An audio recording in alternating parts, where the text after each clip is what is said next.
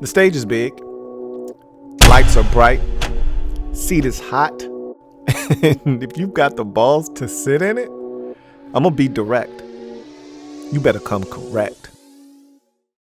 Who else could it be but me, your man, Louie Tee, here with a Louie Tee Network exclusive, brand new show that I am starting called Come Correct. It is a debate show. I feel like the essence of sports in general, especially sports talk, is the debate. Whether you're at a barbershop, whether you're chopping it up with friends or family, there's always a debate to be had.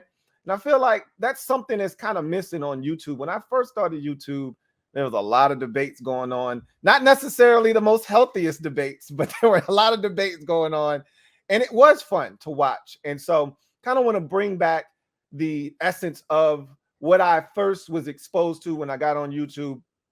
And I'm going to allow you guys to tell me if you enjoy this format or not. So I felt like it was only right and only fitting to have the first guest be a guy that really needs no introduction, especially on this particular channel.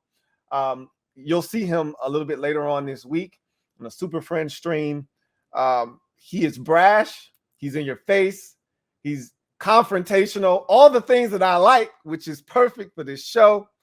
And he's one of the best Philadelphia Eagle content creators on YouTube. Of course, I love my guy, Lord Brunson. Welcome to Come Correct, L.B. Let me ask you this. I ask every single guest this same question.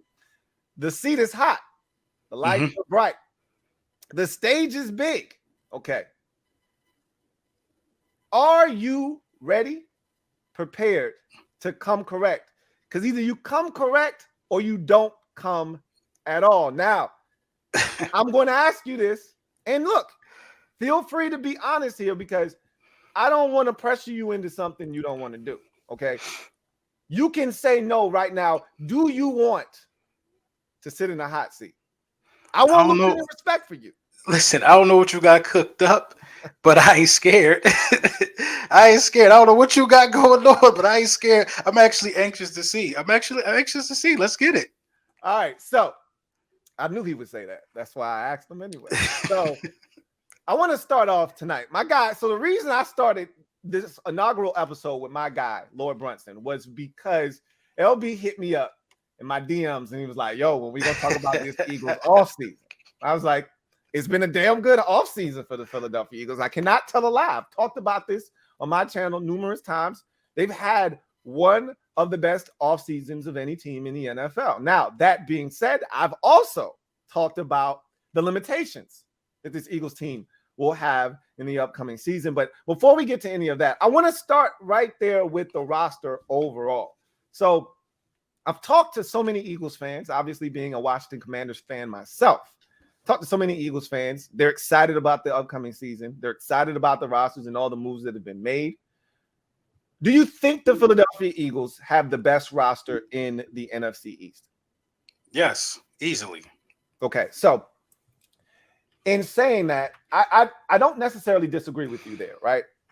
I think that there is a debate to be had about the gap between the teams in the division.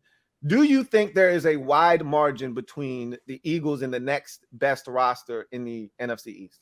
I don't think it's a wide margin because we got a lot of new pieces. So the second best team would probably be the Dallas Cowboys. No, it is the Dallas Cowboys. But they got a lot of guys that have been together for a while and are under contract. They know each other. They don't have to go through no learning curve. So that's the only reason why I don't think is that wide. But I think we way more talented though. Okay. I think all across the board we way more talented than every other team in the division. Yeah. So that is where I feel like there is a discrepancy. Now, I do think, again, I think the Eagles have, I think their frontline talent is better than the rest of the division. I think the depth of the roster is not. I think that's where the Eagles could fall prey to some problems this year, is if those guys on that front line, I'm talking about the cornerback position in particular. You look at your cornerback situation. Yeah, you had to go out and get James Bradbury. That wasn't optional. You had to do that. You didn't have a guy to start opposite of Darius Slay. If anything happens to any one of those guys, you're in trouble because there isn't a ton of depth at the cornerback position. I feel the same way about the safety position. You've got some safeties. You don't have a ton of depth at the safety position. You have an injury or two there, you could be in some trouble. So I think it's interesting. I wouldn't say we don't have depth. I would say we don't have proven depth. Like a lot of these guys need a chance too. We haven't really properly evaluated some of these guys, so we really don't know what we got. But when you talk about names, frontline guys, like you said, it gets a little weak when you start seeing who's behind those people. I agree. Absolutely. And that's the part of, with these young players and trying to develop guys. So you understand that. But here's where shit gets interesting for me. Okay. Miles Sanders, comes out, talks about the all-star team that he feels like he's on and that this team feels, quote unquote, unstoppable. Okay. Does this give you 2011 vibes? Do you feel as confident as Miles Sanders, or did you want him to just shut the hell up? No, after looking at it, I never was annoyed with it, actually. He's right. What is an all-star? It equals a Pro Bowler. We got a lot of Pro Bowlers when you look at the roster. Look at your man to the left and right. We got a lot of guys that got some personal accolades in the league. So he should feel like that. You know what I mean? I don't think so. So when Vince Young said it, Vince Young was a backup quarterback. Right. He wasn't even going to play. Right. Miles going to war. I respect it more coming from Miles. So I ain't mad at that at all. So my thing is, your best player and the guy with the most sense can't be the guy that just got here, which is AJ Brown. Miles Sanders, for me, I'm like, yo, you shut the hell up. You know what you can do? You can do me a favor. Play 16 games and get 1,000 yards rushing before you start talking reckless out of the side of your neck. That's what Miles Sanders can do for me. Okay. I think it comes right now. Miles Sanders isn't even the second best running back in the NFC East. You could argue he's not even the third best running back in the NFC East. He's not the third best running back in the NFC East. You could argue that he's not. You tripping? Best. He averaged 5 yards a carry. I don't give a shit how many yards he averaged per carry. I know you don't. I know you don't. But that's the truth, though. That's the truth, though. Miles Sanders is Miles Sanders is a solid NFL running back, but in order solid, Miles Sanders is above average. Yeah, Miles Sanders is above average. Solid. That's solid. You know what? Tony Pollard not better than Miles Sanders. Who? Pollard is not better than Miles Sanders. Ooh, we could argue about that. No, you cannot argue that. We're not going to disrespect Miles like that. Pollard is not better than Miles Sanders. You're tripping now. Pollard ain't trash. Pollard is not trash. The fact that we're even having this discussion lets you know that he's not trash. Exactly, but so backup running back that is on par with the starting running back. I'm trying to count though. You talk about three. Pollard the only one. Who's Washington's running back? Well, my running back is clearly better than your running back. Antonio Gibson. Oh, Gibson. Okay. Yeah. I forgot about Gibson. Yeah, I bet you did. Is it clear? Is it clear? Is it clearly? I mean, is it clear? Yeah. Is it clear? Day one, when he stepped in the league and scored 11 rushing touchdowns. I don't know if it's clear that he's better than Miles. A lot of these guys get more utilization than Miles Sanders too, though. Look, I'm first of all the best. They get more usage. Availability, right? Am I not? Could be.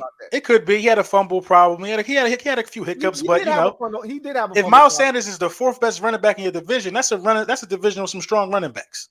Well, I mean, there's still Ezekiel Elliott. You can say what you want. I tend to think that their head coach is going to hold him back. I said that when I think Zeke is still the best running back in the division. I won't necessarily argue that, except that I still feel like my guy has higher upside at this point of Zeke's career. I think we've seen the best of Ezekiel Elliott. I think he's plateaued already. I think he's on the downswing of his career potentially, but he's still, if not one, he's two behind Antonio Gibson. And to me, Antonio Gibson not the best running back in the division. I look again. You can make a strong case for Antonio Gibson being the best running back in the NFC East. Now, again, if you wanted to put him number two behind Zeke, I'd allow that. I'd listen to that argument. But he's no worse than two in this division. Then you get to potentially Tony Pollard, as you mentioned, and then Miles Sanders, if you want to be honest. No, Saquon. Miles better than Saquon. If we're talking about availability, availability being the best ability, Miles Sanders is better than Saquon. You hear? I didn't even mention. So where you got Saquon at 5? Yeah, he's after Miles Sanders right now. He's got to stay healthy. If Saquon Barkley is healthy, he's the number one back in this division. But he's not. Okay, healthy. I agree. So I'm not going to put him at the top. The man doesn't even play football right now. So I agree. I'm going with the guy that shows the ability to stay healthy, has shown the ability to be consistent, get over 1,000 yards, find the end zone. That's been Antonio Gibson. That's been you just named Ezekiel Elliott. Well, exactly. I mean, and I just named Antonio Gibson. But Zeke has been doing Zeke has been doing this for years. He's been doing this for years, which is why I said he could easily be number one. I told you, if you wanted to say, to me, they're interchangeable. You want to go Zeke 1, Gibson 2, that's fine by me. You want to go Gibson 1, Zeke 2, that's fine by me. I'm not going to push the envelope there. I'm just letting you know those are your first two backs in the division. I get it. I agree. I agree with that. Tony Pollard is 3 for me. It could be Miles Sanders for you 3. That's fine. I could argue the difference there, but it's not a big enough deal for me. I just know that Miles Sanders is the guy that I'm like, bro, of all the people that could talk in Philadelphia, you're not the one. Shut your mouth, stay healthy, get a G, then come talk to me. I don't agree with that. I don't agree with that. But I'm telling you, I'm not super high. I'm not super high on Miles Sanders. I think actually Miles Sanders has a right to be upset. He has a right to be upset. He didn't get used the first 7 weeks of football. You know what I mean? And then we start going to a run-heavy style the last 7 weeks of the season. Miles Sanders got a right to, have a little chip on his shoulder. I ain't mad. I get it. It's anger. If he would have gotten used the first 7 weeks, he would have got hurt already. He would have had a stack on the ground if he'd have got used the way he was running the ball. He was the number 1 rushing attack in the league. He had 5 yards of carry. He would have probably gotten hurt week 5 or 6. He would have had a stack on the ground. That's all I know. Maybe he would have missed 4 or 5 more games before he would have had a stack. I mean, we'll see. We'll see. Like I said, until that man shows me he can stay healthy, I don't want to hear nothing from him. So the whole all-star, I thought it was funny. It reminded me and everyone else of the Dream Team comments, but I think that this team is more legitimate than that team was. The Miles Sanders comments, really not that big of a deal, honestly. I don't know the particulars of what was said or asked of Miles Sanders, but if a question was posed to him about what did he think about the team that he was on in the upcoming season, what is he supposed to say? No, we suck. I mean, yeah, maybe the all-star comments and we feel unstoppable was a little bit over the top, but I mean, he feels that his team's good. So what? Who cares, right? And in terms of Miles Sanders, the running back, let's keep it a buck. He's the 3rd best running back in the NFC East. I was just trying to get under Lord Brunson's skin, maybe see if I could bait him a bit. He didn't fall for the cheese. He didn't go for the banana in the tailpipe. So he's the 3rd best running back in the NFC East. Who are we kidding? He's better than Tony Pollard at this point. But you could make an argument Tony Pollard is right there nipping at his heels. But Miles Sanders is the 3rd best running back in the NFC East, right? But I think where the difference between this year's team and the 2011 team is the quarterback position. That team had Michael Vick at quarterback, and you knew if Mike was on his game, the Eagles could be a problem. This team has Jalen Hurts at quarterback, and like I said, you've been selling Hurts season hats like hotcakes, but I don't even think you honestly, I know most Philadelphia Eagles fans honestly don't believe in Jalen Hurts. A lot of fans want to believe in Jalen Hurts, but it feels like an ongoing campaign to try to convince yourselves that he's the right man for the job. So I'm going to ask you this question in all sincerity, and I think I know what the answer is going to be. But I'm going to ask you anyway, because I want to see if you're going to really cap here or not. Who's the 2nd best quarterback in the NFC East? We can agree. Let's just agree. The 2nd best quarterback in the NFC East? You want me to answer now, or you still got some more stuff to say? We can agree that Dak is first, right? I just want to make sure. Dak is the best quarterback in his division. In the NFC East. Who's the 2nd best quarterback in the NFC East? Jalen Hurts. Jalen Hurts. You Washington Commanders fans kill me. Hey. Hold on. Jalen Hurts. Didn't Carson Wentz lose his job to Jalen Hurts? Hey, no. He didn't lose his job?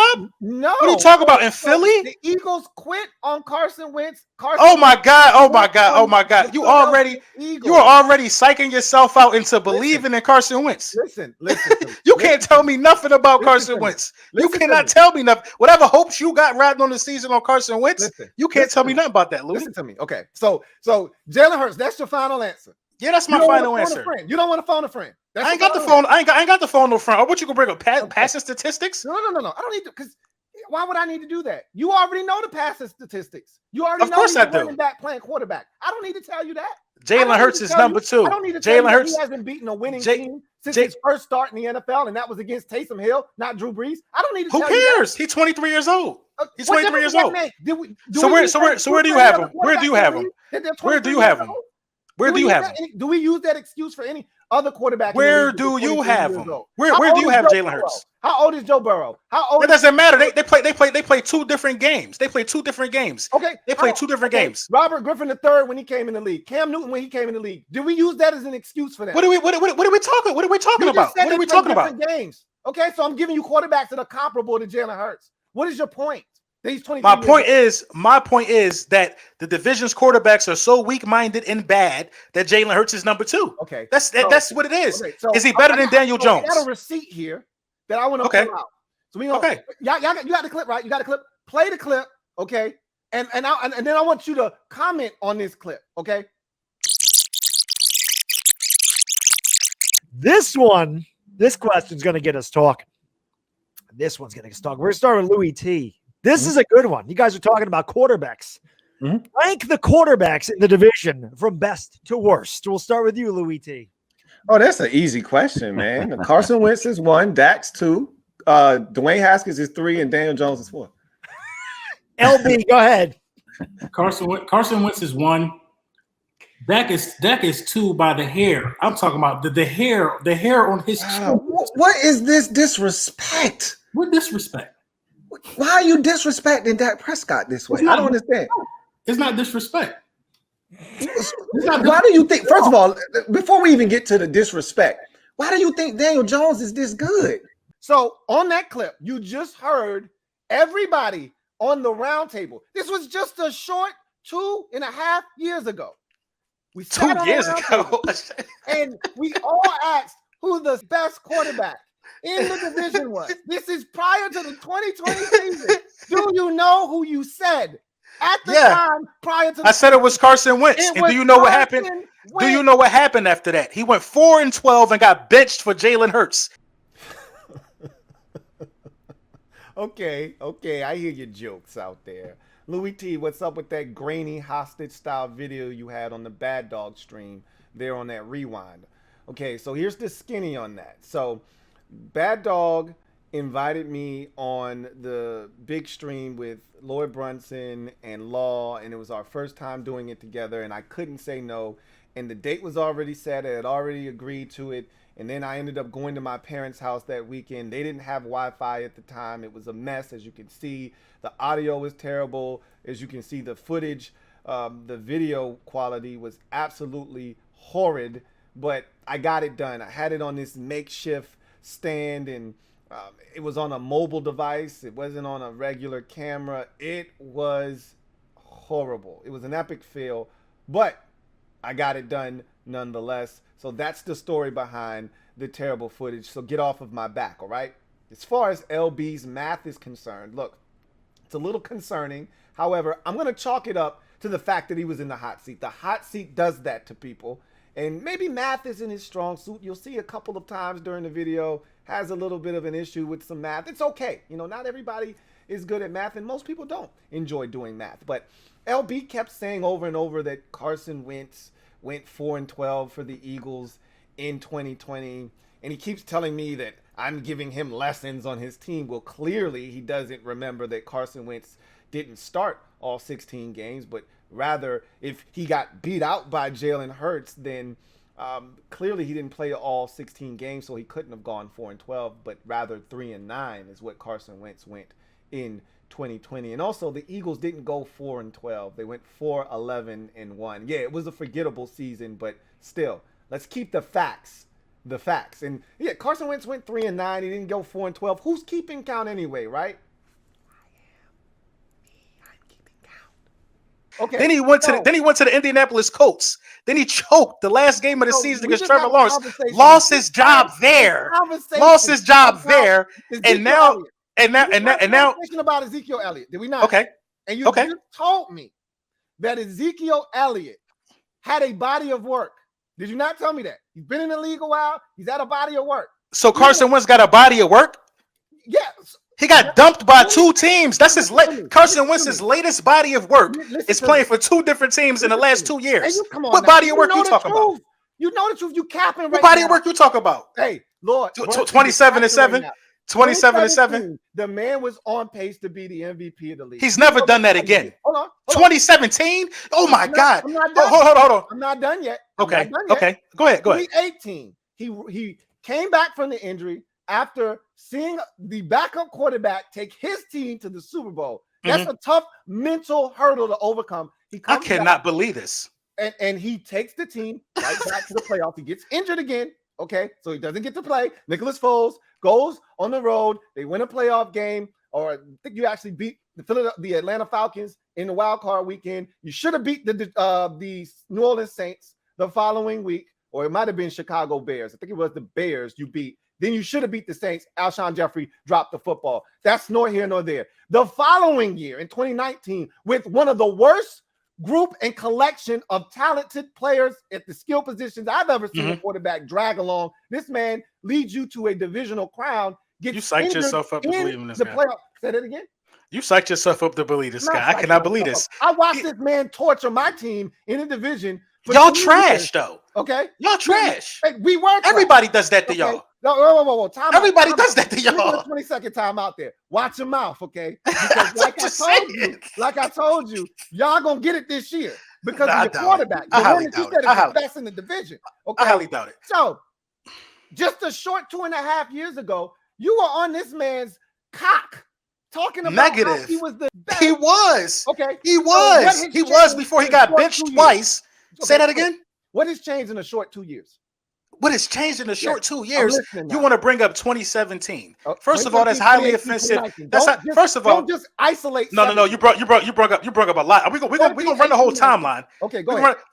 First of all, thank you for the history lesson on my team. All the events that I know that happened. Right. Thank you so much. You in 2019. Welcome. In 2019. No. 2017. 2017, Carson Wentz had a great season.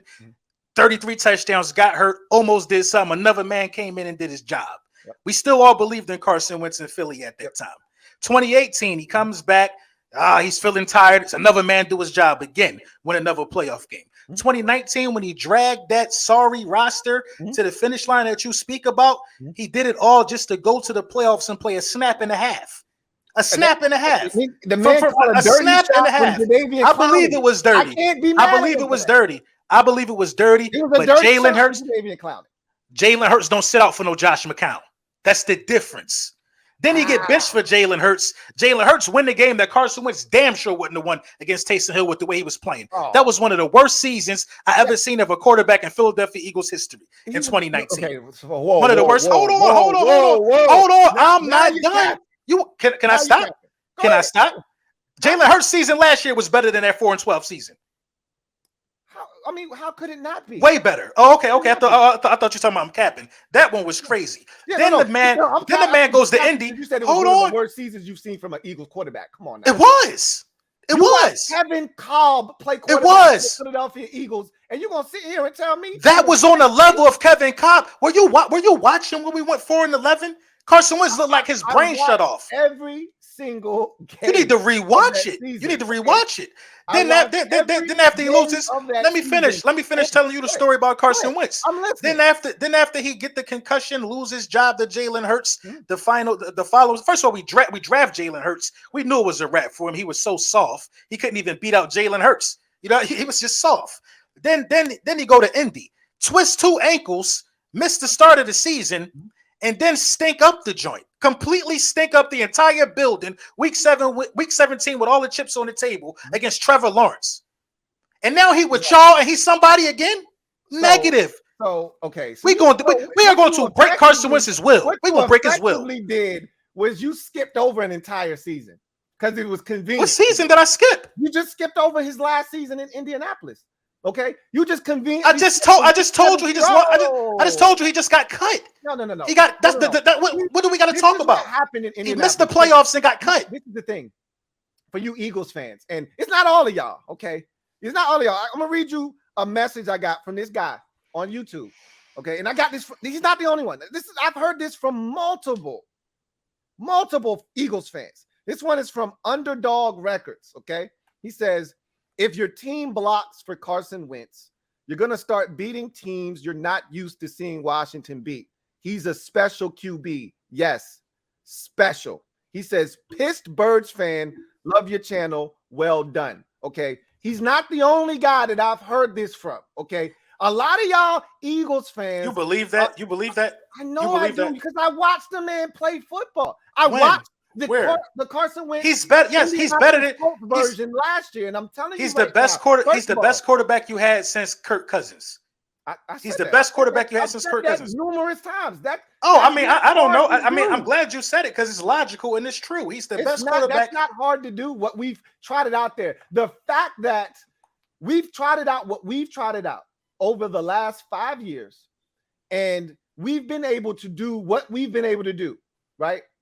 Speaks volumes to just how bad, one, this division has been, but how, two, we've been able to dig ourselves out of the mud. We getting ours out the mud, okay? Because we came from the bottom, all right? Getting it out the mud because you got Carson Wentz? We started at the bottom. We were 3-13 when Ron Rivera got here. 3-13. Have y'all had a winning season since? We have not, but guess what? How many playoff games you played in since then? How many playoff games we played in since Ron Rivera got there? Since Jalen Hurts was drafted, how many playoff games you played in? We played in one. Same over here. Okay, shut your mouth. Okay? I mean, but we do that. We do that all the time, though. We go to the playoffs frequently, though. You understand that? How many divisions y'all won in the same time frame? Jalen Hurts been your starting quarterback. Been in the league. Since he been in the league. We won one. Okay, same over here. Okay, but we do that way more than y'all, though. Talking about is irrelevant. You went 9-8 on a cookie cutter soft schedule. I've already given you the. You won a division with 7 wins because Dak got hurt. I'm not arguing that. I'm not arguing. We won the division with 7 wins. We were the best of the worst. We've had this discussion already. That's not saying anything. What I'm telling you is your 9 wins last year. You over here parading about. You love laughing. We went to the playoff. We went to the playoffs in the rebuild year. Going to the playoffs in the rebuild year is impressive. 9-8 record. Where it's impressive going to the playoffs on a rebuild year. You want to know the difference? I've told you this before, but sometimes it goes in one ear out the other because you hear what you want to hear. Please tell me. Okay, so you won 9 games. We won 7 games. You want to know the difference between your 9-8, my 7-10? 2 games. Extra game. 2 games. That's it. Just 2 games. You played Detroit. I played Green Bay. You would have lost because your quarterback hasn't beaten a starting quarterback with a winning record in his career. So you would have lost that game. Okay? I'm not here. I'm not talking about no woulda, shoulda. You played the New York Jets. I played the Buffalo Bills. You would have got your ass whooped. We would have beat the Jets just like you beat the Jets. You win 2 extra games. We lose 2 extra games. Let's talk about reality, though. Let's talk about what happened. That's the reason you went to the We won more games than y'all. We were above 500. You were below it. That's what you always do. And I just told you why. If you would have played my schedule, you would have been. But I didn't play a schedule. I played my own schedule, and I took care of my own business. 500. However, you want to know why y'all got that schedule? Because you conveniently left out 2020 or 2021, excuse me. Because that's what you do. The Eagles fans that want to see him fail. That 2021. This guy's fragile-minded because he was with you. And he admitted, I wasn't where I needed to be. People change and grow, right? That's possible, right? You're not the same L.B. you were 5 years ago, are you? Of course not. All right. So you're telling me that the guy's fragile-minded and he's this, he's that. And so I watched him in Indianapolis. I watched every single game. I watched the Hard Knocks, and that gave me some great insight as well because all of his teammates, when he was traded from Indianapolis, they came out. Remember when he was in Philadelphia, there were conversations, there were articles written about how he wasn't a great teammate. There were cliques and factions in the locker room. He had his guys, Jordan Matthews and Zach Ertz, all of these guys that were heavy into religion and all these things. And he distanced himself from a lot of dudes in the locker room. All of that stuff is documented. He wasn't a great teammate, and he admitted that. But he's grown. He grew. In Indianapolis, he was a different dude. And he led that team. Let's talk about the Indianapolis Colts. That is not a great roster on offense, okay? Carson Wentz had a lot of skill players. Carson Wentz had 1,000-yard receiver, a running back with 18 touchdowns. Yeah. What more do you want? I want a lot more. I don't want just one receiver and a running back. His tight ends were dominant. His tight ends were good. Don't say dominant. He had Jack Doyle and Mo Alley Cox. Let's not go crazy now. I mean, how good you got to be if you got a 1,000-yard receiver? He had a solid group of tight ends. Okay, he had an MVP candidate in the backfield. One tight end. Okay, none of his tight ends. Those 3 tight ends don't equal Zach Ertz in Philadelphia. Should he have beat the Jaguars the last game of the season? He did enough. First of all, let's keep in mind the man was coming off of COVID 2 weeks prior when he got COVID. Okay, did not miss a game. But he did not practice. And I've had COVID. I don't know if you had COVID. Yeah, I had COVID. It's I nothing. don't play professional football either. You don't, right? But I can tell you, if you. But I'm not about to give him a COVID excuse when a bunch of people miss games due to COVID. A lot of dudes got COVID and didn't play. A lot of dudes got COVID and couldn't play. Okay, he got COVID, came back, and he did enough to beat the Raiders in Week 17. His defense let him down. He took his team down the field. The Raiders? I'm talking about the Jaguars game. No. See, this is what happens when you don't watch the games. This is when you just listen to what. What do the Raiders game got to do with a win in your end? When you listen to the ESPNs and the national media and you don't do your own homework. So you just want to. Yeah, I'm confused. Let me go. The playoff spot if they would have won the week prior. They had 2 weeks to clinch a playoff spot. 2 weeks to win one game. Right. The week before, the quarterback had 2 chances to do it, and he didn't do it. They scored a touchdown. They took the lead, and all his defense had to do was get a stop. That vaunted Colts defense couldn't stop Derek Carr from making probably the best throw of his career to take them down the field and get the game-winning score. So why didn't he beat? So what happened in the Jaguars game? The following week against Jacksonville, let me drop a little gem on your melon since you don't know this. I mean, you're just making a bunch of excuses for his shortcomings because he's your quarterback. Okay, facts and excuses are 2 different things. Okay, no Colts quarterback has beaten the Jacksonville Jaguars in Jacksonville since 2015. That's Andrew Luck. That's Phillip Rivers. Just Jacoby Brissett. That's Carson Wentz. You can name any starter. They've had 5 different starters the last 5 years. None of them have beaten Jacksonville in Jacksonville. Now, so he lost because of a superstition. You know just as well as I do. Okay, when it's family business, shit don't make sense, but it makes sense. Okay. Just like the Giants used to not be able to beat you. No matter where the game was played, they could play the shit on the moon. They couldn't beat you until Jalen Hurts showed up and threw 3 damn interceptions on the road at the Meadowlands. And then all of a sudden, the Giants can beat the Philadelphia Eagles. But he's the second best quarterback in the damn division. He is, man. He is. I think Carson Wentz. I think Carson Wentz went 27-7 last year. Jalen Hurts beat them Jaguars. He beat those Jaguars week 17. He beat those Jaguars week 17. Does he? In Indianapolis Colts uniform. He does. In Indianapolis Colts uniform. He beats those Jaguars. No, you talking about superstition. I don't believe you. You need more people. No, you talking about these superstitions and all of this wild shit. Why Carson would say he ain't get the job done, bro. He has not got the job done since 2017. When it's family business, it changes everything. Carson Wentz has been below average since 2017, bro. I'm an Eagle fan. I'm telling you the truth. When the last time he's been below average? When the last time you beat below average? He's been below average since 2017, bro. Since 2017. So how you make it to the playoffs? Since he came back, 2018, he barely played. How you make it to the playoffs in 2018? What are you talking about? We made it to the playoffs. Nick Foles. Playoffs in 2018. Nick Foles. So Nick Foles played the whole season. Carson Wentz didn't start or finish the season. Carson Wentz didn't start, but he played more games in the regular season than Nick Foles did. What are you talking about? He didn't start or finish the season, bro. Nick Foles won a playoff game that year. Without him, you don't make the playoffs in 2018. Nick Foles won a playoff game that year. How about 2019? 2019 was the most embarrassing year of my life. What that has to do with Carson Wentz? Yes. As an Eagles fan, I was embarrassed that he got hit in the back of the head and didn't try to fall and didn't try to come back into the game. I was embarrassed because we tough in Philly. Not because of the Philadelphia Eagles, maybe because of something in your life. It was because of Carson Wentz and how he didn't. I want to see my guy wobble to the sideline. Damn, I know he fucked up. Don't walk away shaking your head. I want to see if you hurt, you hurt. You know what I'm saying? Show some pride, bro. The man had a concussion or not? Show some pride, bro. Are you serious? Are you really questioning whether a dude had a concussion or not? I'm not questioning it, bro. I'm questioning. I've had a concussion. I'm questioning the will. I'm questioning the will. I'm questioning the will to want to go out there and shut people up. He ain't got it, bro. He does not have it, bro.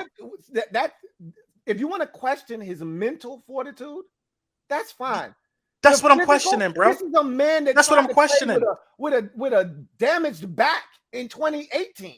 Listen, I'm not saying the man didn't have a concussion. I'm questioning his effort and his will to want to be out there. He's always like sad. He's always distant. What do you say? You just questioned whether the man had a concussion. I didn't say that. I didn't say I don't know if he had a You concussion. said I never said you want about to the see him concussion. wobbling. You don't want to see him I shaking. do. That's what I want to see. That's what I want to see. That's what I want to see. He was hurt enough to not come back in the game. A lot of people don't think he was hurt enough. He looked. Who are you to question what a man can or Bro. can't do? Bro, I've seen Carson Wentz do absolutely nothing. That's the bottom line. He had a concussion. Maybe he didn't. I don't care. I don't care if he had a concussion or not at this point. You are like 60 to 70% of Eagles fans that have turned your back on Carson Wentz. What the fuck I gotta keep him? What I gotta? My bad. Excuse me, language. What I gotta keep him around for though, Louie?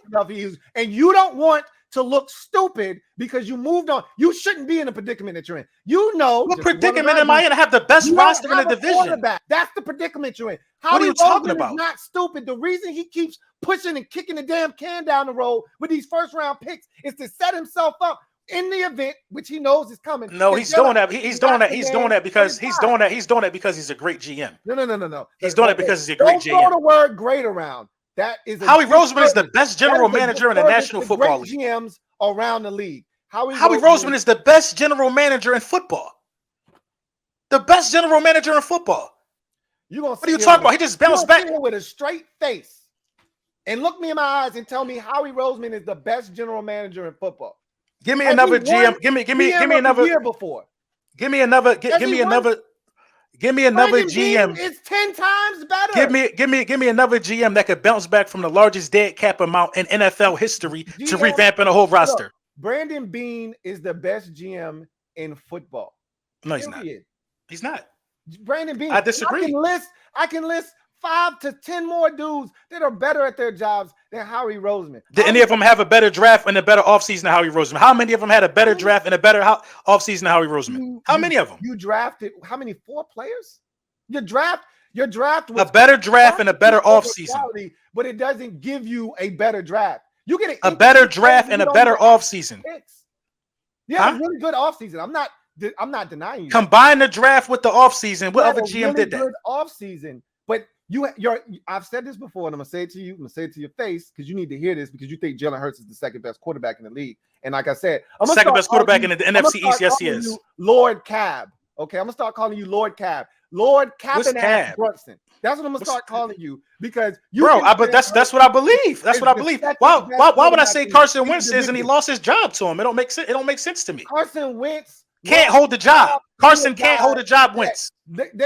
They gave up on Carson. He gave up on the Philadelphia Eagles. How many teams gonna give up on him? Y'all not though, because y'all are the Commanders. We're gonna show you how you supposed to treat a number 2 overall pick. Ron Rivera, the worst. Ron Rivera, the worst coach in his division. Woo! Ron Rivera, the worst coach in his division. We can talk about that a little bit later on down the line. First, so you get a Nick Sirianni. No, he's not the worst.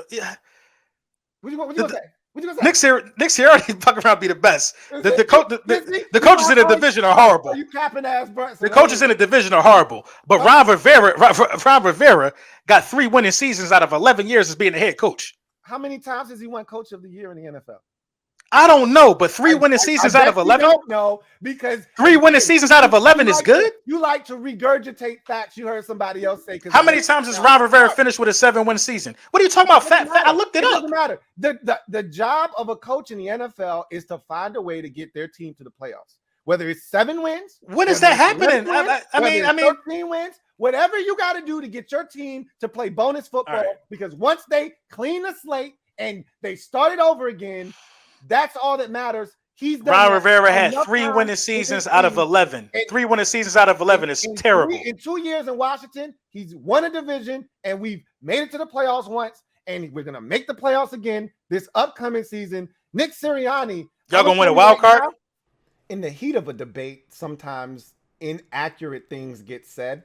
I was guilty of an infraction when I said that Lord Brunson mentioned Jalen Hurts as the second best quarterback in the league. Of course, he never said that. He said he was the second best quarterback in the NFC East, to which Lord Brunson corrected me, and I'm glad that he did. Don't let me slide on no bullshit like that. However, the fact remains he's not the second best quarterback in the league or in the NFC East, so it really doesn't matter either way. But that notwithstanding, did Lord Brunson just lose his damn mind in saying that Howie Roseman is the best GM in the league?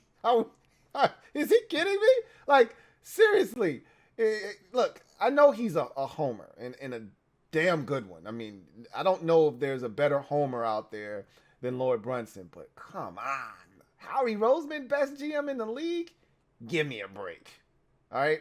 Speaking of which, Ron Rivera. He keeps talking about Ron Rivera only having 3 winning seasons in 11 years as a head coach in the league. Yeah, that's factual. Actual factuals, right? You know what else is factual? Ron Rivera having made the postseason 5 times in 11 seasons as a head coach in the NFL. I don't give a shit if it's with 7 wins, which it's happened twice in his career, or if it's when he's actually been over 500. Long as you get your team to the postseason, that's what matters the most. It's not his fault that, back in 2014, the NFC South was terrible and he won that division at 7-8-1. And it wasn't his fault in 2020 when he won the division in the NFC East at 7-9. The goal of an NFL head coach is to get your team to play bonus football, and then you go from there. The ultimate goal is to win and hoist the Lombardi, but you can't do that if you don't make it to the playoffs. He's done it 5 times in 11 seasons, and I think it's going to be 6 out of 12, which is a 50% clip. Most NFL head coaches will take that, if you want to be honest. But again, that's if you're keeping score at home. And also, rebuilding. We talked about the Eagles going 9-8 in a rebuilding season and making the playoffs last year. Look, it was a phenomenal job by, Nick Sirianni. I'm not going to take that away from him. But if you want to talk about rebuilding, Washington won in a rebuilding season. Who pegged Washington to do anything coming off of a 3-13 season in 2020? Okay, what Ron Rivera did in his first year in Washington with 4 starting quarterbacks. The Eagles didn't have 4 different starting quarterbacks in 2021. Okay, they had 2 different starting quarterbacks. Washington had 4, including starting a guy that didn't start a single regular season game in their postseason contest against Tampa Bay. 4 starting quarterbacks. Still win 7 games and win the division. Now that's overachieving. Again, not over 500, I get it. But that's overachieving in a rebuilding season, if I may say so myself. Nick Sirianni right now, I'm telling you, is interesting because I'm getting Joe Judge vibes from him right now. And I'm not calling him Joe Judge, okay? Joe Judge was a joke. I don't think Nick Sirianni is a joke. But what I'm telling you is, after that first year, when Joe Judge almost got the Giants to the playoffs, a lot of people were saying, man, he did a hell of a job. And looking at Nick Sirianni, and we were all trashing the Eagles. I'm not going to sit here and act like I wasn't talking cold, hard cash about the Eagles, just like everybody else was. I'm guilty as charged. I didn't think y'all were going to win 9 games last season. Okay, but you guys did some things, and I thought he did something great during the season last year when he decided to start running the football, and that was awesome. Okay, but now the league is caught up. Okay, you can get away. You get 1 year to do some things differently and have everybody else say, man, that's crazy. And now the league is going to adjust. Is he going to be able to adjust to the adjustment? Because now teams are going to say, all right, that running shit, you might still be able to run the football because your offensive line is good. But you ain't running it to the tune of Jalen Hurts gets to sit back here and not have to throw the football. Because everybody knows if you keep him in the pocket, he's a disaster waiting to happen. He's actually better outside of the pocket than he is in the damn pocket. A lot of quarterbacks are like that. In this league win football games when they're better out of the pocket than they are inside the pocket. Carson Wentz damn sure don't. Back playing the quarterback position. So Nick Sirianni is going to have to adjust. Can I make a bold statement right here? You feel free to make a bold statement of your own. You may not have one. I got a bold statement. In November, Nick Sirianni is going to bench Jalen Hurts in favor of, you guessed it, the old mustached one, okay? And just looking for a spark. And he's going to have to answer questions the next week.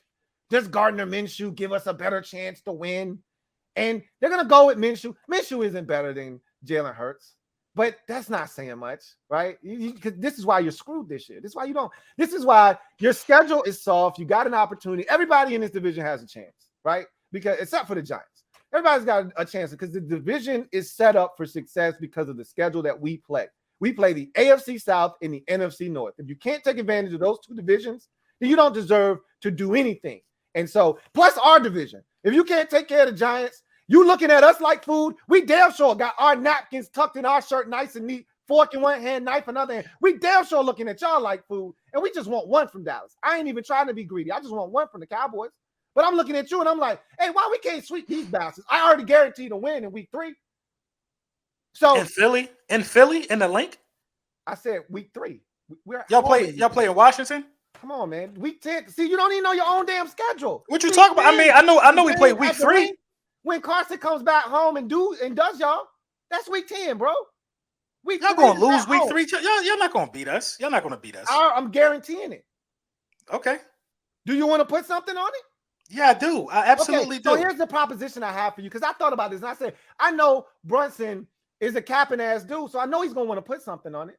So I said, how about this? The loser of this bet has to wear the other team's colors. And I don't want to see none of your colors. I don't want to see none of that Eagles shit in the background. I want to see no trophies, no helmets, none of that shit. I want to see just you and my Washington Commanders colors up until the next game. Okay? Up I until don't the put them next game. colors on. I'm betting money. I'm betting money. Video, I will send you. I'm betting money. I'll never disgrace my body with those garments. I'll never put that shit on. You don't want the bet. No, you don't want the smoke. I don't want that bet. I want to bet money. I'll never put no Redskins jersey on. You don't believe in your team enough that you don't want. What you talking about? What? I'd rather buy you a jersey than wear y'all jersey. Y'all are garbage. Hey. Oh yeah, the hot seat at its finest. I turned the heat up like Juvenile, the 400 degrees on L.B.'s ass, and what did he do? He bitched up on me. Now, he talks about being a bully, and all of his viewers and followers, they call themselves bullies. And so, you know what you do to bullies? You bully the bully. Bullies don't like to be bullied. I gave Lord Brunson an opportunity to put his money where his mouth is, or in this case, put his colors up, okay? Bet me that the Eagles are going to beat Washington in week 3. I'm confident. I'm guaranteeing victory. He didn't want to do it. You know why he didn't want to do it? Because he doesn't believe his team is going to win. And he knows that Jalen Hurts stinks. Deep down inside, he knows that Jalen Hurts isn't the answer and that they're not going to win in week 3. And he didn't want the smoke. And you know why he didn't want the smoke? Because he knows we're coming for that ass in week 3. Lord Brunson reminds me of those bullies at school. The fake tough guys. Do you know the ones I'm talking about? The ones we see in the NBA all the time. The ones that want to start a fight, talking all of that shit. And then they want somebody to hold them back and they want to look like they're ready to fight. And then when everybody gets in between them, oh, you better be glad he's holding me back. And then you let them go and they backpedaling because they really don't want the smoke. That's what he just did. Look, again, I'm not going to chalk that up to L.B. I'm going to say that the hot seat got really hot under his ass. I don't call it the hot seat for nothing. So hot garbage. Said, you don't want the smoke. You're going to get your ass whooped. I said I want to bet money. Okay, so, we're going to see. Like we're going to see. And Carson Wentz is going to show you what the game's I'll make a bold prediction for you. Carson Wentz will not finish the season. Oh, he will not finish the season. I'll take that bet. He's going to play every game this season? Every game that he's supposed to play. Every game they're supposed to play? Yeah, if we got the division wrapped up in week 18, we don't need to play. The division wrapped up? We got the division wrapped up. Carson Wentz is a burger. He doesn't need to play in. Do you know this man averages 27 touchdown passes a season? I know that was the average. I was fooled by it too as an Eagle. I was fooled by it too. He's been doing that. Playoffs 3 out of 5 years. He's been doing that. Oh my God. Fooled by going to the playoffs 3 out of the 5 years. How many playoff games did Carson Wentz win for the Eagles? Again, Carson Wentz don't even got a quarter of playoff snaps. Again, you got Carson Wentz played 2 snaps. You got to get there first, and without Carson Wentz, there are no. There are no playoff games. Nicholas Foles. I guess 17 weeks of Nicholas Foles is not getting your ass to the playoffs, and you know that. I guess. If you felt that way about Nicholas Foles, you wouldn't have traded him. You would have got rid of Carson Wentz. You wouldn't have gave him a new contract. Nick Foles won 4 playoff games in a row. Got rid of Carson Nick Foles won 4 playoff games in a row before he lost his first one. Nick Foles is a legend. Super Bowl winning quarterback if you think he's the answer. You know why? What are you talking about? Carson Wentz was younger, and Nick Foles still got paid. Doesn't matter who's younger. It does. It does. Carson Wentz was the higher draft pick. Jordan Love is younger than Aaron Rodgers. Are you trading Aaron Rodgers so you can play Jordan Love? That's a different situation. Jordan Love ain't never coming for Aaron Rodgers and win a Super Bowl. It's a different situation. He's younger. You don't get rid of a younger guy just because. You don't get rid of an older guy just because the younger guy is here. If you don't think the younger guy is capable of doing what the older guy can do, and then first of all, the city was split in half with that. So a lot of people didn't agree with that move, including myself. I questioned it. I thought about keeping Nick Foles. Again, you can be split all you want. Your best GM, the best GM in the league, decided for your ass that Nicholas Foles wasn't the best option for the Philadelphia Eagles, and he doubled down on the bet by giving him an extension. He ain't the first. He ain't the first quarterback to kick Carson Wentz out the door, and we ain't paying no more of that money. Y'all now paying that contract. Y'all are now, aren't you guys now paying that contract? You guys are paying. You guys are paying that money. Who else kicked Carson Wentz out the door? The Colts. The Colts. Who? The GM or the owner? What are you talking about? Is he still a Colt? It don't matter who did it. It do matter. Come on now. L.B. It doesn't matter. Did the owner do it? So are you saying the owner did it? Are you saying the owner did it? Are you saying the owner did it? Are you saying the owner did it? You know the owner did it. Who's in charge? They asked them. He's the head honcho. Yeah, of course. Yeah. Look. That's where you got to draw the line. When the owner starts stepping in and deciding who should or shouldn't be the starting quarterback for the team. I like how you going to bat for this dude. I like it. I admire it. You should. I admire. I don't go to bat for just any old dude. He ain't got a better track record than Jalen Hurts. Who don't have a better track?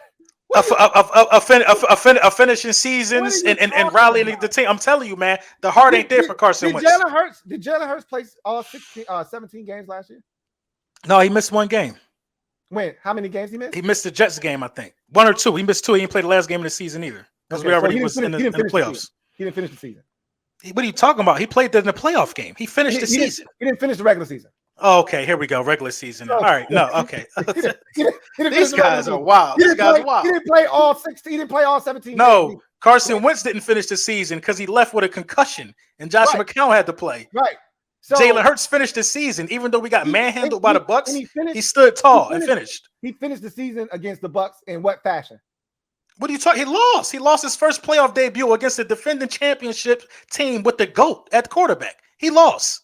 I ain't mad at that loss. Are we making excuses? It's a fact, right? Didn't you just say it was a fact? Taylor Heineke beat the damn Tampa Bay Buccaneers. Are we making excuses? For Taylor Heineke is no longer your quarterback, so you should have kept Taylor Heineke over Carson Wentz. He's still on the roster. Okay. Carson Wentz wouldn't have beat him. Carson Wentz wouldn't have beat him. I don't want to hear about Super Bowl defending champions or none of that bullshit. I know you don't. Taylor Heineke beat the damn Super Bowl defending champions. And no, he didn't. They weren't Super Bowl defending champions yet. Were they? Of course they were. We beat them last regular. Oh, you talking about in the regular season? This is what I'm talking about. You talking about in the regular season? We talking about a playoff game here. A team that actually beat playoff teams, not a team that beat. You talking about regular season? That didn't make the playoffs. I'm not talking about 9 wins over 9 playoff teams. I'm talking about a team in Washington with a quarterback that is no longer their starter that actually did y'all make the playoffs? Did y'all make the playoffs? But did that win contribute to a playoff berth?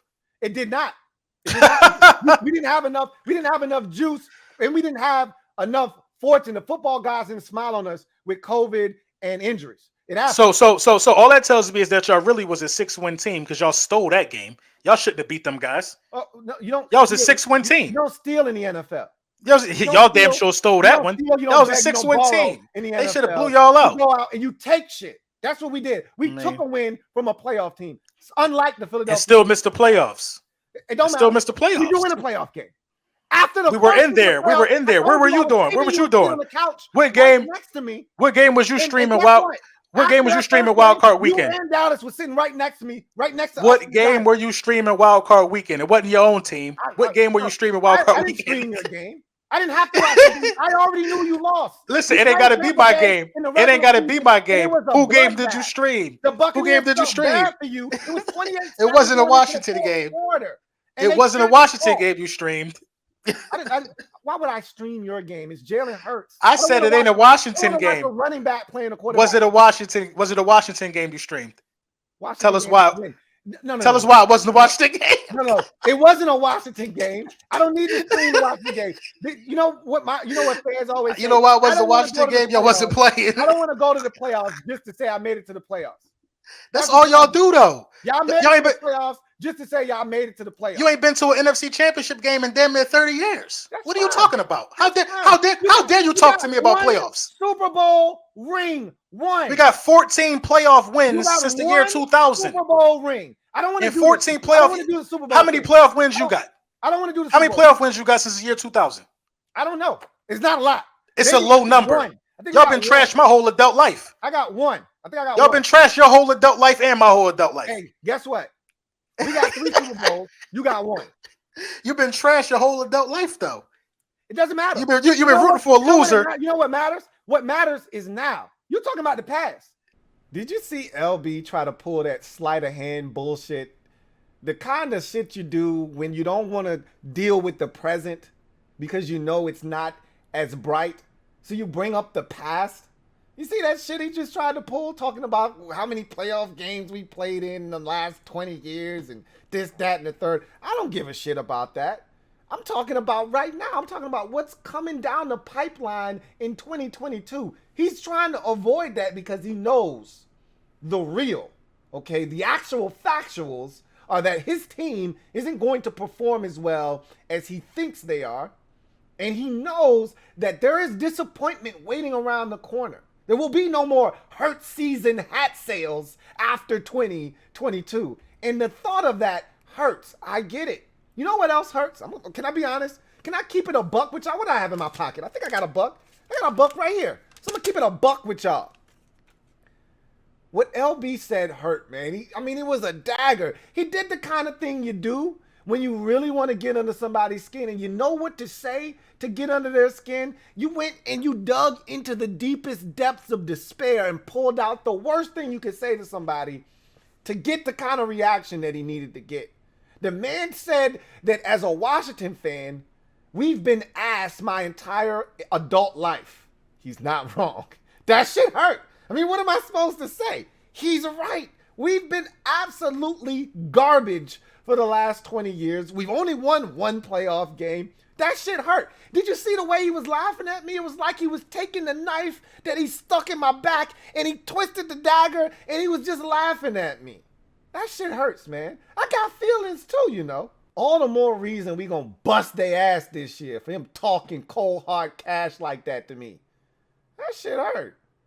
You dirty bastard. You're talking about shit that happened 20 years ago, 15 years ago. You're currently in the same state. This year. I just put a bet. You're currently in the same state of confusion. You know why you're running from the smoke? Because you know what's coming down the pipeline. Your boy is trash. Your boy is ass. And you know it. And you don't want to face it. And you talking about a quarterback that just 2.5 years ago, you swore he was the best quarterback in the division, and all of a sudden, he's trash. That was before, listen. You're going to find out this year. You're going to find out. That was before he folded. That was before he folded. Carson Wentz folded. I don't want to hear the excuses. Carson Wentz good now, Louie. Louie, you going to tell me in my face. That you're making now, you were making excuses for him. You're going to tell me in my face that Carson Wentz good now. What he was doing. Now I'm not justifying it. Is Carson Wentz a good quarterback? He's a decent human being. He's not a good quarterback. You're going to find out. He's got the best supporting cast he's ever had in his career in Washington. The best. The best. Okay. Talk. So Carson Wentz, you're going to find out. And he good now? He good now? Already know. You know what? I'm going to find, listen. I'm going to have to find me some receipts because I know you got videos dogging him because he was terrible in Philly. I know you got them videos somewhere. You already know what Carson Wentz is capable of. But you'll find out. I do. We'll find out. And you know what? And to keep it 100. You know what I'm going to do after we bust y'all up in week 3? And I'm going to see you again in week 10. Yeah. I'm going to see you again. You know what I'm going to do? I'm going to offer you a Coke and a smile. I hope so. I'm going to offer you a Coke and a smile. So listen, I'm going to keep it 100. Before we move off of this, though, I just want to say this. Go ahead. If you get that 2017 version of Carson Wentz back, that would be scary for the entire NFL. Because Carson Wentz in 2017 was a monster. I just ain't seen it since 2017. LB, he's coming. I guess. We're going to see. Good for him. Scary. Lucky we got the best defense we ever had. Scary hours. I'm cool going against It's anybody. about You to see get that real defense? spooky. Like the You see shit that you see in a defense. movie. It's about to get real ugly. I hope so. It's gonna get ugly. In here. Oh, in here. Oh, in here. Oh. Watch out. I ain't want to do it to you, but you made me do it to you. So you added AJ Brown, this magnificent offseason that you keep talking about, which was really good. I'm not gonna lie. It's a really good offseason. You added AJ Brown during the draft. Where does he rank in the division in terms of wide receivers?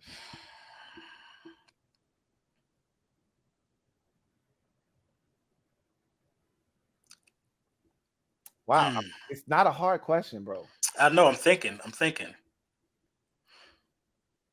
A wise man once told me, think long, answer wrong. I mean, how much time does LB need to come up with an answer here anyway? I mean, seriously, this guy was acting as if he was on Final Jeopardy or something. Doop, doop, doop, doop, doop, doop, doom, doom. I need an answer. And come on, we know LB well enough to know that if he was adamant about something, the answer would have came out quickly. I mean, when I asked him who the second best quarterback in the division was, he couldn't even let me finish my sentence. He said, do you need to finish talking or can I just say it right now? The fact that he's sitting there thinking like he's the thinking man lets me know that he doesn't even believe the bullshit that's about to come out of his mouth. Like he's crafting up this scenario on how his guy can be the number one receiver. He couldn't even muster up enough gumption to just say, you know what? Terry McLaurin's number one in the division and AJ Brown's number two, but it's close. He had to put his guy on top and he was thinking of some cockamamie reasons as to why. That's what took him so long. It was garbage. If LB thinks AJ Brown is the best receiver in the NFC East, I need him to go to the nearest faucet, turn the right-hand spigot all the way up, stick both hands underneath the faucet, and get the coldest water he possibly can and wash his face and get his mind right. Even he doesn't believe the bullshit that's about to come out of his mouth. I like AJ Brown number one. I do. I like AJ Brown number one. I do. No, I got my reasons. I got my reasons. Let me explain. This is my play sheet. Let me explain. You know how you get the Let me explain. Let me explain why I got him number one. I'm gonna explain why I got him number one. So first of all, I never seen CeeDee Lamb as a number one yet. So that's still a huge question mark for me. I don't know if he's not even in the discussion right now. Right. I don't even know if he can, No, I got it's a lot of good wide receivers in the division. Qualifying your answer by talking about dudes who not in the discussion. Let's get I just think AJ Brown could do more with less. He just need grass in front of him. He can outrun people. He gets the yards after catch is crazy. He's one of the only. Hold on. You talking about quarterbacks? I'm talking about the type of routes he run. He could take 7-yard passes to the crib. Okay. Not saying McLaurin can't do it. Okay. I just think AJ Brown is better in the blocking game. AJ Brown is better in the red zone. AJ Brown is just a physical specimen. AJ Brown is in that class with Deebo Samuel and DK Metcalf. Like they like of that stature type of wide receiver, like that kind of hybrid guy. So AJ Brown, you get more utilization out of him. He's only one of the only wide receivers to average 20 yards of reception, like in the last couple of seasons. Like, he don't require 75 passes a season to be, who he is. Like, you could give him 55 good targets. 55 receptions. He could still get you 1,000 yards. Nobody else can do that in his division on 55 receptions. I beg to differ. However, I will. The only thing I will grant you, and he's not number one in this division, but it's worth the debate. But he's not number one in this division. That distinction goes to Terry McLaurin. Now, and I'll explain why. But the only thing he has over Terry is his red zone ability and his touchdowns. He's been more of a touchdown machine than Terry has. And it's not by much, but it's enough of a gap there that and really a lot of that I think goes to just the quarterback play or lack thereof in Washington. The fact that Terry's been able to do, and you know where I'm going with this. I don't need to explain that to you. Well, Ryan Tannehill ain't no world beater though. He's not, but at least he's been consistent. At least who's showing up every single week to throw you the football. At least there's some chemistry and there's continuity there. There hasn't been any of that for Terry since he got in the league in 2019. So the fact that Terry McLaurin leads all receivers in that 19 draft class, including your boy A.J. Brown, Deebo Samuel, as you just mentioned, and DK Metcalf, all those boys, he's got more catches and receiving yards. The only guy to have 3,000 yards in that group is Terry McLaurin, despite playing with 87,000 quarterbacks in that same span. That said, A.J. Brown, and I love A.J. Brown. I think he's a tremendous talent. A.J. Brown drops the football. I'm pretty sure you've done your research and you know this. He was one of the highest drop-rated wide receivers in the league going into last season, and he had some drops last season, not as many, but he's a guy that frustrates you. And I'm telling you, this year, you're going to have a third down where A.J. Brown drops the football, and you're going to be pissed off because it might cost you a possession, may ultimately cost you a game. He's going to drop the football. He's going to make his fair share of ridiculous catches because he's that kind of receiver. But he's also going to drop the ball. You know what Terry McLaurin doesn't do? Doesn't drop the football. He don't score either, though. He don't score. Some of him not scoring is the fact that the quarterbacks aren't getting him. He's beating dudes by 2 steps and the ball's overthrown by 5 yards. We get down into the red zone and he's getting open and the quarterback's not getting him the football. So you expect him this year? You expect him this year with Carson to be close to 10 receiving touchdowns? Absolutely, I do. I truly do. Not only because of Carson Wentz. That's a huge part of it, though. Because Carson Wentz, you know this as well as I do, he throws a beautiful deep ball. And so that's going to help. But also, there's more weapons around Terry. For the first time in his career, he's actually got other guys around him that's going to take some of the attention away from him. He's had to do this all by himself. That's another thing. A.J. Brown had a dominant run game. So guess what teams are doing? They're putting 8 in the box. You want to talk about gaining 20 yards per catch? You know why he was able to do that? This is one-on-one coverage, 40, 50 yards down the field because teams are afraid of Derrick Henry getting 200 yards rushing on, so they putting 8 in the box. So he's getting these one-on-one looks down the field. Terry McLaurin doesn't have one-on-one looks down the field. Terry McLaurin shouldn't have just 16 touchdowns in 3 years, though. Like you can't even talk about a guy being of an elite stature. He don't score. He's no threat. He doesn't score because of the offense around him. He doesn't score because his quarterback's name is Case Keenum. His quarterback's name is Kyle Allen. His quarterback's name is Alex Smith on one leg. His quarterback's name is Taylor Heineke. The point I'm trying to make is everything got to be perfect. Everything got to be perfect for him to get close to. When you get 3,000 yards receiving in 3 years. But none of them going to the house though. How many drives stalled with a bit? How many of those drives stalled because y'all didn't complete the mission because your guy just don't score touchdowns? 16 of them going to the house, and a couple of them are going on your boy who he owns in Darius Slay. He don't own no Darius Slay. He don't own no Darius Slay. Oh my God. Okay. He does own Darius Slay. I got AJ Brown, man. You could talk about that 2019 class. Brown. I got the dude that don't drop the football. You can talk about that 2019 class all you want. On 3rd and 7. How many receivers? How many receivers? He's gonna come down with the ball. You mentioned DK. You mentioned all them guys. They all got more touchdowns than him out of that class. Yeah, they do. They don't have more receiving yards or more catches, though. It don't matter. They score more points. They got more points. Throw the football to in 3rd season. You want to talk about that's what those fantasy dudes do. You one of those fantasy. What are you talking about? It's not a fantasy football thing. I'm telling you. On turf at 425 against teams in the NFC South. You want to talk about these dudes, these guys scored. These guys just scored the ball, and they do it in a multitude of ways. Debo and AJ Brown. You watch the box score, so you tell me, oh, he ain't had but 3 catches, and he ain't had no touchdowns. You want the guy. You want the guy that run pretty routes. I don't care if it's 7 for 91 with no touchdowns. I want the dude that those 7 catches, 5 of them move the sticks and put me in a position to score a touchdown. I don't give a shit how we score touchdowns. Well, we just gotta agree. We just gotta agree to disagree because AJ Brown and Deebo Samuel can run the ball for a touchdown. Was one of the best receivers in football, and he went a stretch where he didn't score touchdowns. Julio Jones, Terry McLaurin is nowhere near on the same level of Julio Jones. Stop it. What I'm comparing is the fact that he didn't get in the end zone. Listen to what I'm saying. I heard what you're saying, but that's different. Hear what I'm saying. I'm telling you, Julio Jones was dominating without scoring touchdowns. I'm telling you, Terry McLaurin is dominating without scoring touchdowns. What are you talking about? Terry McLaurin was never in a discussion for top 4 wide receiver in the league. I don't know. AJ Brown, what's your point? I don't know a year of that. I don't know a year of that. Neither was AJ Brown. I don't know a year of that. I just don't know a year of that. I'm not saying, but that's how you talking to me about Terry McLaurin, like he was though. I never said that. No, I agree. I agree. They're both tier 1 wide receivers. What I told you, what he's done with less. He hasn't had a consistent. I don't care if Ryan Tannehill's your quarterback. It's better than having 5 different quarterbacks parading through the lineup each and every single year and still having to produce with no other receiver opposite of you, with no run game necessarily. Okay, give me AJ. I like AJ. I like AJ. He could do more with less. He can do more. He can do more with less. He can take a 7-yard screen pass to the crib. He break tackles, run people over. He is determined to score the ball. Eagles before took a slant and went to the house 62 yards. What are you talking about? How many times does he do it though? He don't do it a lot. He don't do it a lot. You know why he don't do it a lot? He ain't gonna do it this year. On Terry McLaurin. All eyes are on. Okay. And you think they ain't on AJ Brown in the passing game?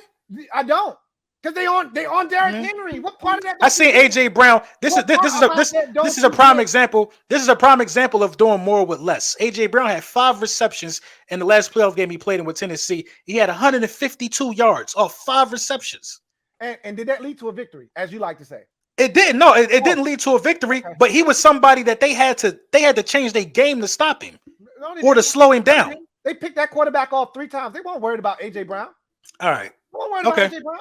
Did he make a difference? Did he lead them to a victory? He didn't. Okay. He didn't.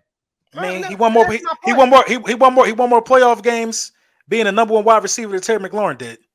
Yeah, but that's a reflection of a team. That's a reflection of a team. That's a discussion for a quarterback. That's not a discussion for a receiver. But you just used it and asked me, did he lead him to victory? Yeah, did he help? Based upon his receiving yards. 5 catches that you speak of, did that help lead them to a victory? Is what I asked you. Okay. How many of those went for touchdowns? Did he score? I'm asking you. I don't know. You brought. I don't know if he scored in that game. So in your argument, then those catches are irrelevant. They didn't go for touchdowns. Who gives a shit? That's what you just told me. I'm just saying he took the game over on a big stage. I never seen Terry McLaurin do that. I never seen Terry McLaurin take the game over. Washington game, so you wouldn't know what the hell Terry McLaurin's doing. Now I watch Washington. Very first game in the league. He took over the damn game. He should have won us the game if Case Keenum didn't miss him on a deep ball where he burnt Darius Slay not Darius Slay, excuse me. That was the corner that we got from y'all that was actually really good for us, Ronald Darby. He beat Ronald Darby first possession of the game, smoked him for a touchdown, or second possession of the game, smoked him for a touchdown, 80 yards, and was behind him on the first possession of the second half, and Case Keenum overshot him by 5 yards. He could take over games. Okay, all right. It's AJ, man. I'm taking AJ. Of course, you're gonna take AJ. That's what. No, it's not because he's Eagle. It's not because he's Eagle. He don't need the volume to be effective. Well, he don't. And we got a quarterback. We got a quarterback that might not throw in volume. You never know. We're gonna test that theory this year on just how good AJ Brown is, because now he's got asset quarterback. So now we're going to truly test that theory that you are talking about. With AJ Brown doing more with less. We're going to see, man. Definitely got less at quarterback. We're gonna see. So we're going to see what he's able to do. He's got more pieces around him. But like I told you, this Eagle season is bottlenecking. You know what that term means? Y'all got all this bandwidth, but you can't use it because it caps out at a certain level because there's something stopping you from tapping into all of the bandwidth that you have. You know what that something is? I don't need to tell you. You fill in the blanks there. I rest my case. So, I bet you do. This has been fun. I knew it was going to be fun because it's always fun when we chop it up, talk about these two teams and in particular, players and where we think they rank within the division. I'm going to save all of the idiosyncrasies and the division rankings and the final records and all that stuff for the stream on Thursday. But any final thoughts, anything you want to say here? Nah, I can't wait to watch this back. Oh, it's gonna be fun. I can't wait to watch it myself because I think this first episode will be the start of something big here on Come Correct. And I may have to have you back on after the Eagles go 6-11, 7-10, or something like that. Jalen Hurts gets you won't have me on at the end of the season. I'm be unbearable after we win this division. I'll be unbearable. Well, I'm telling you right now, I'm gonna be on 10 after we go 3-0 after beating y'all in week 3. So I mean, who y'all play the first two? We got the same schedule y'all got. That's what I told you. I can see y'all being 12-5, 13-4. Jalen Hurts ain't trash, but I don't believe in Jalen Hurts, so I don't think that's gonna happen. But we got the same schedule. Y'all play Detroit in week 1. We get your leftovers in week 2. We got Jacksonville in week 1. We got Detroit in week 2. We got y'all in week 3. We got Dallas in week 4. You'll see the schedule on Thursday. We'll go over it. But The NFL schedule maker say, "Hey, bro, y'all want to start 3-0? Here you go. We giving y'all the layup. Yeah, You know, we throwing y'all the alley." The schedule makers did the same thing to y'all. They said, "Hey, you want to start the season off hot? Here you go." They gave y'all winnable games. You know, because you looking at us like food. We definitely looking at y'all like food. Your first two, I think you got Minnesota on a Monday night, week 2 at the crib. That's like, week these 2. are Yeah, winnable games. You got Detroit and Minnesota at the crib on a Monday night. I was nervous about that until we got that of a cornerback, though. You talking about the Minnesota game? Yeah, I was a little nervous about that. I mean, they got some dogs at receiver. It's gonna be that's gonna be a fun game. It's gonna be a fun game for sure. I think we better come out and just take care of Detroit. But first game of the season is always a little weird. It's tough because you think you know, you have no idea. We don't know what Jacksonville is. That's not a I mean, just to see Doug Peterson over there is gonna be crazy for Carson Wentz. I'm telling you, look, man, it's gonna be crazy for him. It's gonna be fun. He got a list of revenge games this year. Doug's on that list. You know, the Eagles on that list. Indianapolis is on that list. Y'all on that list twice. Damn, y'all play the Colts too? Yeah, in Indianapolis. It's a revenge tour. Ain't nothing better than revenge. Revenge is a dish best served cold, and Carson Wentz is about to be cold-blooded. It's gonna be a lot of eyes on y'all. A lot of eyes on y'all this year. We'll see though. Hey, look, man, we ain't running. We ain't ducking from no smoke. We running up chimneys, bro. We're gonna see. Hey. That's going to do it for me, your man, Louie Tee. Y'all know what it is. The seat is hot. The lights are bright. The stage is big. You got two options. Either you come correct or don't come at all. That's going to do it for me, your man, Louie Tee, and my special guest, Lord Brunson. L.B, before you go, tell them where they can find you. You can just put in Lord Brunson at Lord_Brunson. That's all my social media. And Lord Brunson on YouTube. I'll pop right up. Y'all know what it is, man. I appreciate you for blessing the program. Until next time, y'all stay safe. God bless and good night. No doubt. Louie